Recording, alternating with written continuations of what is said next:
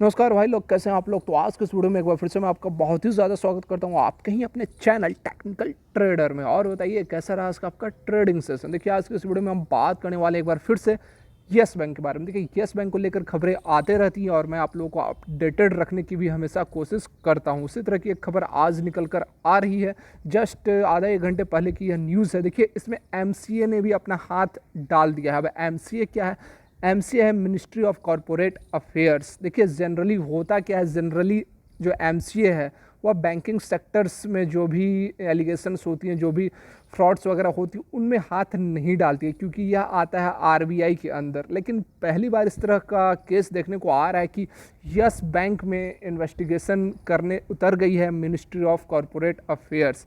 देखिए आप सभी जान रहे हैं कि यस बैंक जो बैंकरप्ट हुई मार्च में, उसके एक दिन का यह काम नहीं है, काफ़ी समय से यह धांधली चल रही थी और इसके पीछे भी बहुत सारे लोगों का हाथ था। तो शुरू में तो सीबीआई ने भी हाथ इसमें इन्वेस्टिगेशन करना अपना शुरू किया, ईडी ने भी इन्वेस्टिगेशन करना शुरू किया। लेकिन जो एमसीए इन्वेस्टिगेशन करना अपना अभी जो स्टार्ट की है, प्रीलिमिनरी इंक्वायरी हो चुकी है, तो देखिए यह काफ़ी स्पेशल और इससे इन्वेस्टिगेशन का काफ़ी इम्पैक्ट पड़ना चाहिए यस बैंक पर, क्योंकि देखिए यह एक बहुत ही अलग तरह की इंक्वायरी है। ये ऐसे जनरली होती नहीं है। देखिए क्या है यह खबर, सारा कुछ जानने की कोशिश करेंगे इस वीडियो में। और देखिए कुछ दिनों से जो यस बैंक का स्टॉक है वह भी लगातार गिर रहा है, तो देखिए इस पर भी यदि टाइम बचा तो हम इस पर भी एनालिसिस करेंगे अपनी कि क्या हो चल क्या रहा है।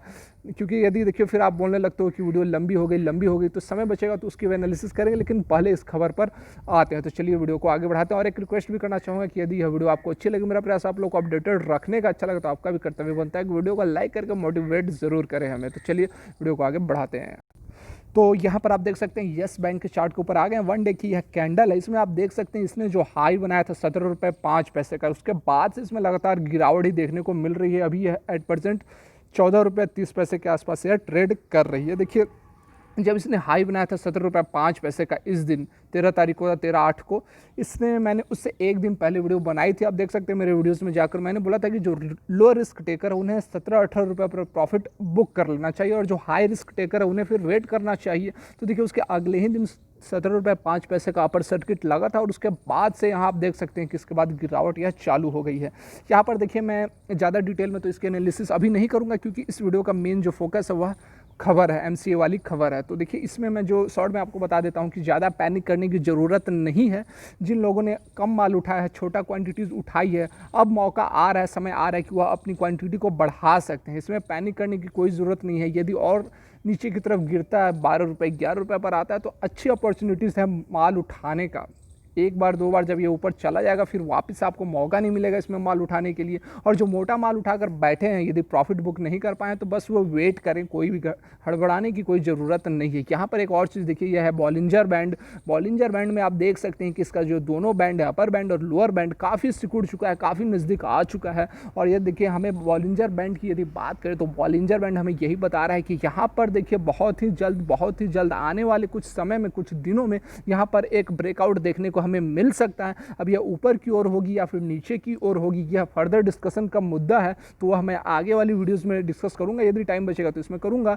लेकिन अभी आप देख सकते हैं कि यह जो दोनों बैंड है वह काफ़ी सिकुड़ चुके हैं, और इसके बाद यही हमें यह बताता है कि एक जब बहुत ज़्यादा कॉन्ट्रैक्शन हो जाती है तो इसमें एक ब्रेकआउट होती है ऊपर या फिर नीचे की तरफ। तो हो सकता है कि आने वाले दिनों में आपको येस बैंक के अंदर एक ब्रेकआउट देखने को मिले, तो उसके लिए आपको ज़्यादा बहुत एक्साइटेड भी होने की ज़रूरत नहीं है, बस जो पोजिशंस हैं उसे मेंटेन करके रखिए। तो चलिए अब सीधे चलते हैं उस खबर पर। तो आप देख सकते हैं हम उस खबर पर आ गए हैं, मनी कंट्रोल के ऊपर हम हैं। यहाँ पर आप देख सकते हैं कि MCA to inspect Yes Bank's books in profit, first investigation against the bank in ₹5050 crore scam. आगे यहाँ पर आप डिटेल में देख सकते हैं कि this move is significant in many ways. जैसा कि मैंने आप लोगों को बताया कि काफ़ी सिग्निफिकेंट मूव है। इसका कारण यह है कि यह एक अपनी तरह का पहला इन्वेस्टिगेशन है जिसमें किसी बैंक के खिलाफ अगेंस्ट यस बैंक, मतलब कि देखिए इससे पहले जो इन्वेस्टिगेशन हो रही थी सीबीआई या फिर ईडी जो कर रही थी, वह उसके को फाउंडर राणा कपूर और उनके फैमिलीज के खिलाफ कर रही थी। लेकिन यह पहली बार बैंक के खिलाफ ही, बैंक के अगेंस्ट ही यहाँ पर इंक्वायरी बैठा दी गई है, और वह इंक्वायरी जो बैठाई है वह एमसीए है, मिनिस्ट्री ऑफ कॉरपोरेट अफेयर्स। और देखिए पहला तो बात यह हो गई, और दूसरा जो स्ट्रेंज चीज़ है जो कि इस एक सिग्निफिकेंट मूव कहलाता है, मतलब कि आप कह सकते हैं, उसका कारण है कि जो इन्वेस्टिगेशन हो रही है। Normally the books of banks are inspected by Reserve Bank of India, मतलब जो बुक्स ऑफ बैंक है, देखिए बुक्स ऑफ बैंक्स नॉर्मली क्या होती है कि जो भी बैंक जो पेमेंट करती है और जो बैंक के पास जो भी इनकम आती है उसका एक लेखा जोखा होता है। जैसे प्रॉफिट बुक होती है उसी तरह का सिमिलरिटी एक सब्सिडरी भी है, या आप कह सकते हैं कैश इनफ्लो जो बुक होती है उसका एक सब्सिडरी है। तो यहाँ पर आप देख सकते हैं कि जो दूसरा एक स्ट्रेंथ चीज़ यहाँ पर हमें देखने को मिल रही है वह यह है कि आरबीआई के अंडर बैंक्स आती है और जो इसका इंस्पेक्शन करने का जो राइट अथॉरिटी होती है वह आरबीआई के अंडर होती है। लेकिन यह पहली बार यह जो है एमसीए खुद अपने हाथ में लेकर इन्वेस्टिगेशन कर रही है। देखिए इसका कारण क्या बताया गया है, कारण यह बताया गया है कि काफ़ी जो इन्वेस्टर्स हैं वह ऐसी शिकायत कर रहे थे, वैसी कंप्लेन कर रहे थे कि कुछ गलत हो रहा है। यहाँ देख सकते हैं आप, investors complaint of wrong doing on the corporate governance front, मतलब कि कॉर्पोरेट गवर्नेंस फ्रंट के तरफ से कुछ गलतियां हो रही हैं, बैंक में कुछ गलतियां पाई जा रही हैं। जो येस बैंक में जो इन्वेस्टर्स थे उन्होंने ऐसी कंप्लेन की है जिसके कारण कि एमसीए ने एक इन्वेस्टिगेशन बैठाई है। और इससे पहले जो इंस्पेक्शन चल रही है वो ईडी और सीबीआई कर रही है। उनका जो मेन फोकस है यहाँ पर आप देख सकते हैं कि जो मेन उनका फोकस है वो बैंक के जो को फाउंडर है राणा कपूर और उनकी फैमिली से इनके खिलाफ चल रही है। और जो दो एजेंसियां हैव रजिस्टर्ड 2 केसेस और इनके खिलाफ जो है 2 केसेस भी रजिस्टर्ड हो गई है। यहाँ पर वही बात बताई जा रही है कि यह एक अनयूजुअल बात है कि एमसीए किसी बैंक का प्रॉफिट बुक को इंस्पेक्ट कर रही है। जनरली आरबीआई के द्वारा ही किया जाता है।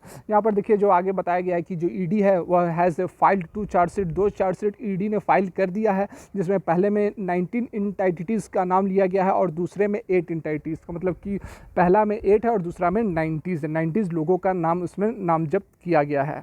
जिसमें से एक डीएचएफएल के जो प्रमोटर है कपिल वर्धवान और धीरज वंधवान, देखिए इन दोनों का अभी बेल मिल गई थी लेकिन सुप्रीम कोर्ट ने फिर से एक बार इस पर स्टे लगा दिया है।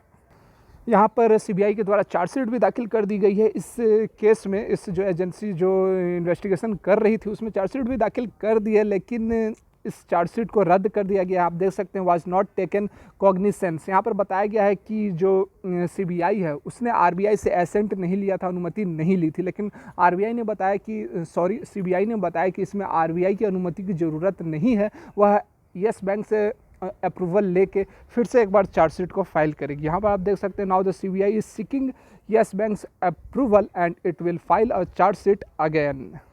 यहाँ पर देखिए एक और भी टर्म निकल कर आ रहा है जो कि काफ़ी इंपॉर्टेंट आप लोग के लिए समझने के लिए। देखिए SFIO रोल, देखिए यहाँ पर एक सीरियस फ्रॉड इन्वेस्टिगेशन ऑफिस भी होती है जो कि काफ़ी जो इन्वेस्टिगेशन जिसमें ज़्यादा एजेंसियाँ इन्वॉल्व हो जाती है, 3-4 एजेंसियाँ जिसमें इन्वॉल्व हो जाती हैं, उसका कुछ रिजल्टेंट नहीं निकल पाता और उसके बाद उसको ट्रांसफ़र कर दिया जाता है सीफो के पास, मतलब कि सीरियस फ्रॉड इन्वेस्टिगेशन ऑफिस। यहाँ पर देख सकते हैं कि इन cases where multiple agencies are involved, there is a high chance that the case may be transferred to serious fraud investigation officers. यहाँ पर और भी आप एग्जांपल देख सकते हैं जैसे कि जेट एयरवेज का केस हो गया, ILFS का केस हो गई, CG पावर और गीतांजलि जेम्स विजय माल्या, इन सारों का जो केस है वह सीफो ही हैंडल कर रही थी। यहाँ पर देखिए सीफो की यदि मैं आपको बताने की कोशिश करूँ तो उनके पास और भी ज़्यादा टैलेंटेड ऑफिसर्स होती हैं और जो इनको अपॉइंट करने का जो पावर होता है वह corporate affair, ministry of corporate affairs के पास होता है। तो देखिए यहाँ पर सीबीआई और जो ईडी जांच कर रही है, हो सकता है कि कुछ गलत डायरेक्शन लग रहा होगा, ये एमसीए को लग रहा होगा कि जो कॉर्पोरेट अफेयर्स है हमारी है उन्हें लग रहा होगा कि यह गलत डायरेक्शन में कुछ इन्वेस्टिगेशन हो रही है, तो जिसके कारण कि उन्होंने अपने हाथ में इन्वेस्टिगेशन को लिया है और सीफो को भी अपॉइंटमेंट करने की बात की जा रही है। यहाँ पर देखिए जो इन्वेस्टिगेशन निकल कर आ रही है उससे हमें अभी तक यह जानकारी मिली है कि 5050 करोड़ का यह फ्रॉड का केस चल रहा है राणा कपूर और उनके फैमिली के ऊपर। यहाँ पर देखिए एलिगेशंस लगाए गए हैं कि 600 करोड़ रुपए का किकबैक, मतलब कि जो लोन दी गई थी उसके बदले में कंपनियों से 600 करोड़ रुपए लिए गए हैं ताकि और भी ज़्यादा extending loan through Yes Bank, मतलब कि येस बैंक के थ्रू लोन का एक्सटेंड किया जा सके, उन्हें आराम से दिया जा सके, उसके टाइम को बढ़ाया जा सके। और फाइनली इसमें हुआ कि आप देख सकते हैं which later turned into non performing assets, मतलब कि बाद में जो लोन दिया गया था वह नॉन परफॉर्मिंग एनपीए में बदल गई। एनपीए मतलब कि एक फिक्स इंटरवल के बाद जब आप लोन का पेमेंट नहीं कर पाते हैं तो वह एनपीए हो जाती है, मतलब कि भगौड़े साबित हो गए, आप नहीं कर सकते, दिवालिये हो गए। उस तरह से तो बैंक की ही हालत ख़राब हो जाती है। जितनी एनपीए बढ़ते जाती है उतनी बैंक की स्थिति खराब होती जाती है। और राणा कपूर से उनकी फैमिली इसी के अंडर इन्वेस्टिगेशन, इसी मेन मुद्दा यही है जिसका कि इन्वेस्टिगेशन सीबीआई और ईडी कर रही है। देखिए यहाँ पर वीडियो काफ़ी लंबी हो गई है। अब जो स्टॉक की एनालिसिस है मैं फिर अभी आज नहीं तो कल मैं उसकी भी एनालिसिस डाल दूंगा। अभी तक यह वीडियो यदि आप लोगों को अच्छी लगी तो वीडियो को लाइक जरूर करें, चैनल को सब्सक्राइब करें, बेल आइकन को हिट कर वीडियो देखने के लिए बहुत बहुत धन्यवाद।